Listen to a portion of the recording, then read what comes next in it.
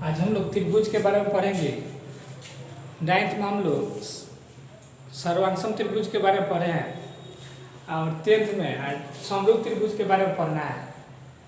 तो ये जानना है कि समरूप त्रिभुज क्या होता है, सर्वांगसम क्या होता है। ये समरूप आकृति और सर्वांगसम में अंतर जानना जरूरी है। तो 9th में हम पढ़ेंगे सर्वांगसम। सर्वांगसम का मतलब होता है कि वह वैसी आकृति जिसके सभी भाग बराबर हो।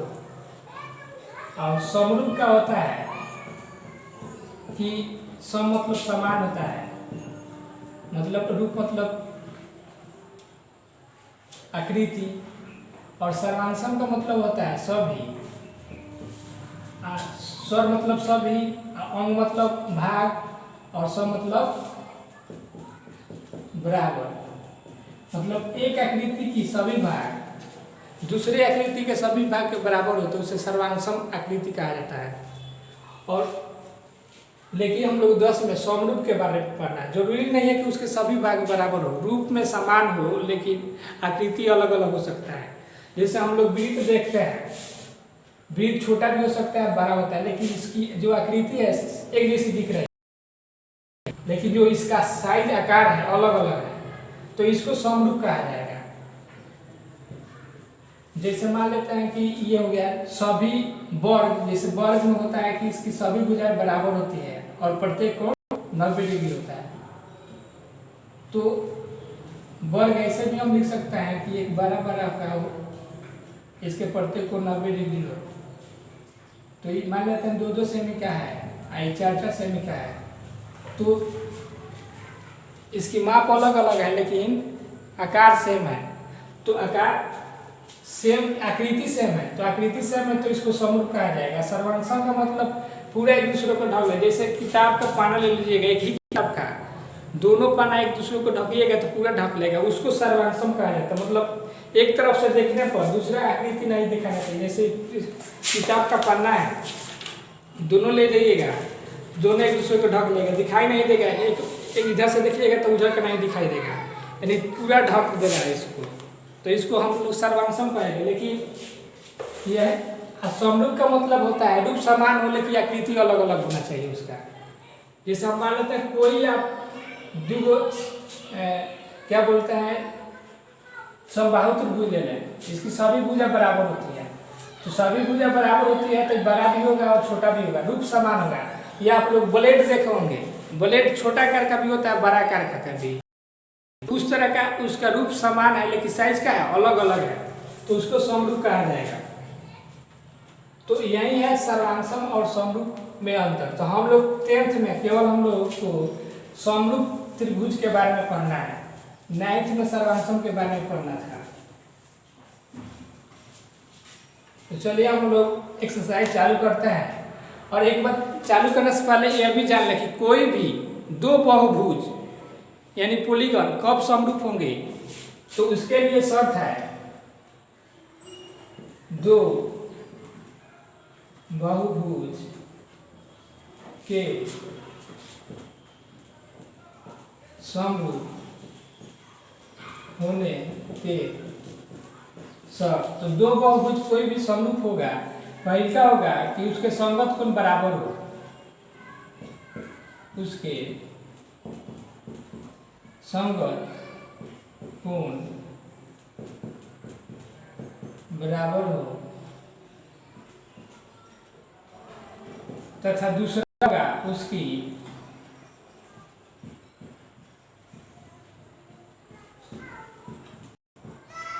संगत भुजाएं एक ही अनुपात में हो, एक ही अनुपात में हो, अर्थात समानुपाती हो। तो कोई भी बहुभुज हो, बहुभुज मतलब एक से अधिक भुजाओं का जो बना आकृति होता है उसको बहुभुज कहा जाता है। तो उसके समरूप होने का शर्त ये होता है कि उसके संगत कोण बराबर होना चाहिए और दूसरा उसकी संगत भुजाएं एक ही अनुपात में होना चाहिए। तो ये बहुभुज के लिए अगर त्रिभुज के लिए भी कहेगा कि त्रिभुज कब दो समरूप होता है उसके लिए शर्त बताइए। तो उसके लिए त्रिभुज, दो त्रिभुज दो त्रिभुज के समरूप होने का शर्त पूछ देता है आप लोग के एग्जाम में कि दो त्रिभुज के समरूप होने के शर्त को लिखें। तो पहले का इसका होगा कि इसकी जिस प्रकार इसका होता है बहुभुज के समरूप होने का शर्त होता है कि उसके संगत कोण बराबर हो और उसकी संगत भुजा एक ही अनुपात में हो अर्थात समानुपाती हो। उसी प्रकार त्रिभुज के समरूप होने का शर्त पूछेगा, क्योंकि हम लोग को त्रिभुज पढ़ना है 10th में, तो त्रिभुज से संबंधित पढ़ना है। तो इसमें इसका भी वही होता है कि त्रिभुज सम दो जब होगा जब इसके संगत कोण बराबर हो और संगत भुजाएं एक ही अनुपात में हो। तो इसके लिए आप लोग याद कर लीजिएगा, उसके संगत कोण बराबर हो तथा दूसरा का कंडीशन उसकी संगत भुजाएं समानुपाती हो अर्थात एक ही अनुपात में हो।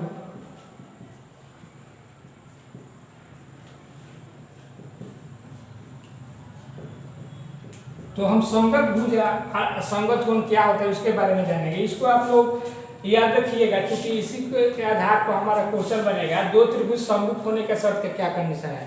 पहला कि उसकी संगत कोण बराबर हो, दूसरा उसकी संगत भुजाएं एक ही अनुपात में हो अर्थात समानुपाती हो। तो हम मान लेते हैं कोई समझने के लिए दो त्रिभुज ले लेते हैं।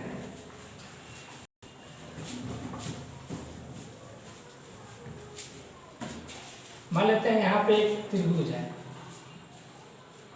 ABC और एक बड़ा साइन दे दिया PQR और दिया हो कि त्रिभुज ABC समरूप त्रिभुज PQR। तो संगत का मतलब होता है कि संगत भुजा AB जब लिखा हो इस तरह का त्रिभुज ABC समरूप त्रिभुज PQR, इसका मतलब होता है कि संगत भुजा हम लेंगे AB बाई PQ लिखेंगे और BC बटा QR लिखेंगे और AC बटा PR। संगत का मतलब ये होता है।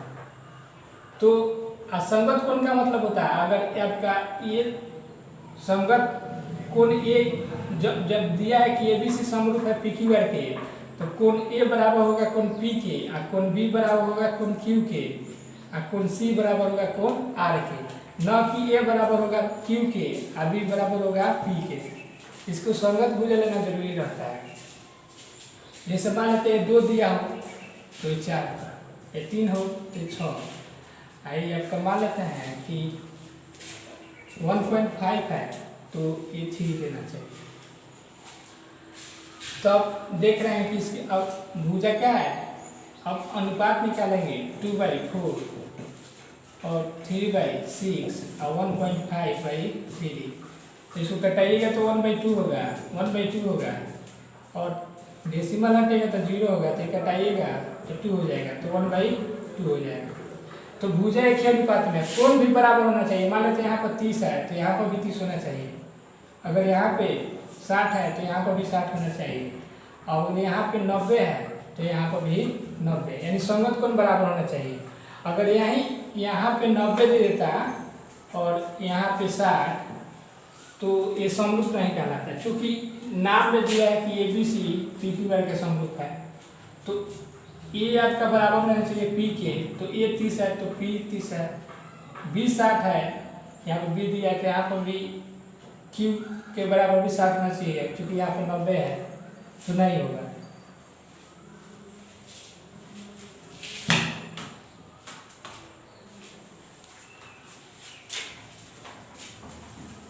चलिए हम लेसन स्टार्ट करते हैं। चैप्टर का नाम लिख दीजिएगा। एक्सरसाइज 6.1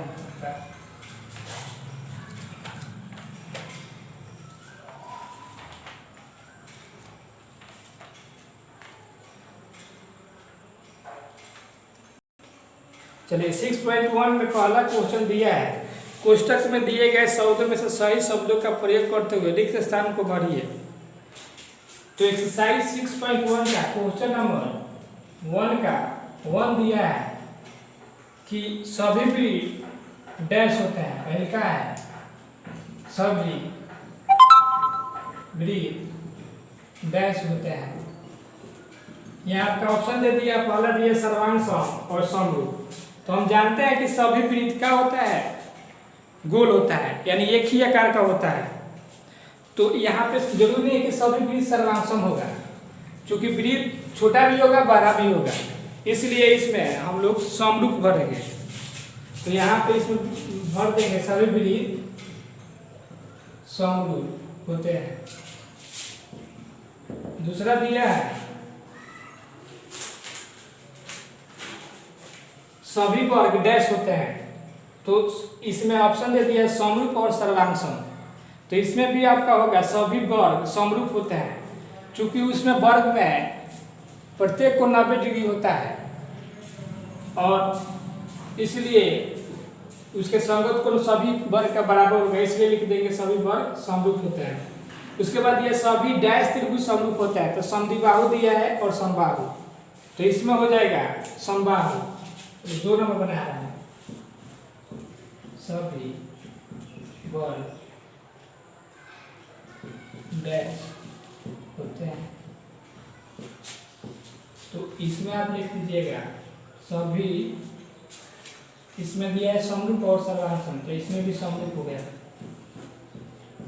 दूसरा का नाम हमने दिया है, तीसरा का नाम हमने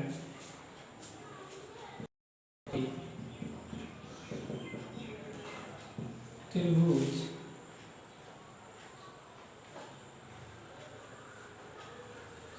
सभी डैश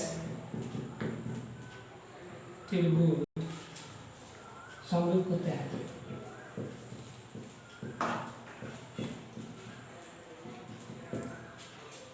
तो इसमें दिया है ऑप्शन है समद्विबाहु और समबाहु। तो समद्विबाहु नहीं होगा, इसमें होगा समबाहु। जितने सारे समबाहु त्रिभुज होते हैं समरूप होते हैं। ऐसे भी आप याद रखिएगा, जितने सारे वर्ग है, जितने सारे वृत्त है, जितने सारे समबाहु त्रिभुज है, एक दूसरे के समरूप होते हैं। 4 नंबर में दिया है भुजाओं की समान, नहीं लिख रहा है, बोल देते हैं, समान संख्या वाले 2 बहुभुज समरूप होते हैं यदि उनके संगत कोण डैश हो तथा उनके संगत भुजाएं डैश हो। तो इसमें हो जाएगा 4 नंबर में कि उनकी संगत कोण बराबर हो और संगत भुजाएं एक ही अनुपात में, यानी समानुपाती हो। जो आपको फॉर्मूला में बता दिए हैं कि 2 बहुभुज कब समरूप होते हैं, जब उनके संगत कोण बराबर हो और संगत भुजाएं एक ही अनुपात में हो। तो इसको भर देंगे। 2 नंबर में कह रहा है आपका 1 नंबर का सारा क्वेश्चन खत्म हो गया है। अब 2 नंबर में क्वेश्चन दिया है, कह रहा है कि निम्नलिखित युग्मों के 2 भिन्न भिन्न उदाहरण दीजिए, यानी भिन्न उदाहरण देना है। पहले का 2 का 1 नंबर बोल रहा है, 2 का 1 नंबर कह रहा है कि समरूप आकृति बताइए, समरूप आकृति, समरूप आकृतियां। तो इसमें बता रहा है कि 2 उदाहरण देना है कि जो एक दूसरे का हो, समरूप हो। तो हम अभी पढ़ रहे हैं कि सभी तो वर्ग होता है, इसका आंसर हो जाएगा सभी, क्या बोलते हैं, वृत्त हो जाएगा, एक हो जाएगा। सभी आप लिख सकते हैं वर्ग हो जाएगा, सभी आयत हो जाएगा, सभी समांतर चतुर्भुज होगा। ये सब लिख सकते हैं जो एक दूसरे का हो, समरूप हो। दूसरा का नंबर कह रहा है समरूप नहीं हो। ऐसी आकृतियां जो समरूप नहीं है, ऐसी आकृतियां जो समरूप नहीं है।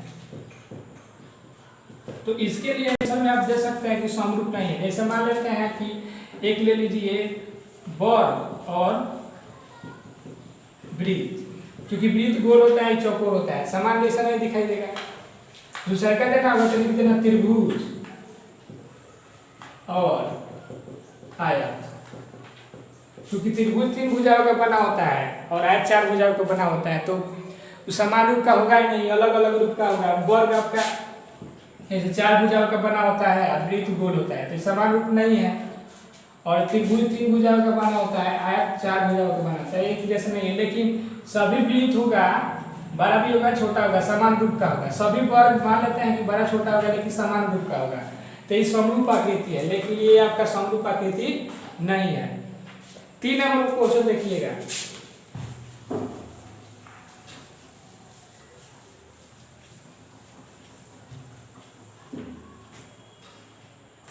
तीन नंबर में दिया है, बताइए कि निम्नलिखित चतुर्भुज समरूप है या नहीं।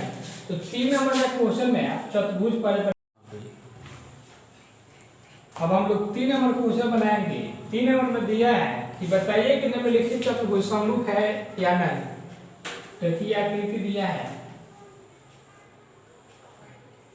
ये आपका P है, Q है, R है और S है। उसके बाद एक दिया है